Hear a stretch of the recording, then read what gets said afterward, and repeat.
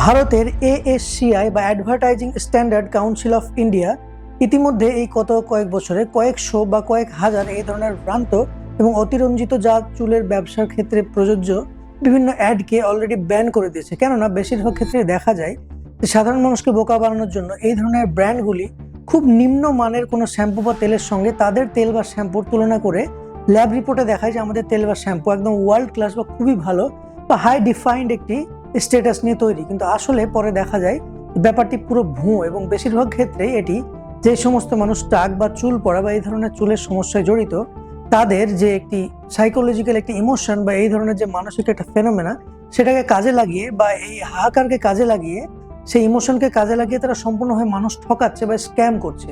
আজ আমরা জানতে চলেছি যে এই ধরনের সমস্যাগুলো কিভাবে হয়। আসলে বন্ধুরা, চুলের বা টাক যে পড়ে যায় আপনারা জানেন যেটা চুল থাকে না, তার বিভিন্ন রকম সায়েন্টিফিক ফ্যাক্ট রয়েছে বা বিভিন্ন কারণ রয়েছে এবং এই টাককে কন্ট্রোল করার একমাত্র ব্যবস্থা কিন্তু আসলে একটি রয়েছে, যেটি হলো হেয়ার ট্রান্সপ্লান্ট। তাতেও অনেক কিন্তু স্ক্যাম রয়েছে, সেটি আমরা পরে আলোচনা করব।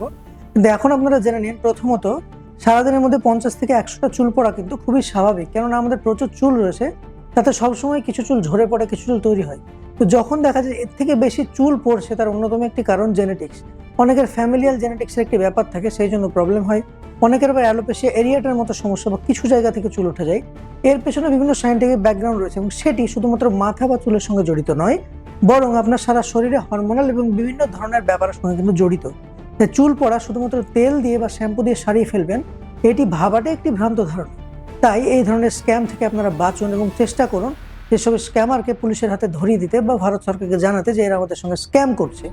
এবং সর্বোপরি আমরা আপনাদেরকে জানাতে চাই যে এই ধরনের চুলের যে সমস্যা তার সায়েন্টিফিক ফ্যাক্ট, কিভাবে চুল আপনারা ঠিক করবেন বা আদৌ করা সম্ভব কিনা এবং কোনটি স্ক্যাম কোনটি ট্রুথ, সেটি নিয়ে আমরা আলোচনা করেছি চুল সংক্রান্ত আমাদের বড় ভিডিওতে।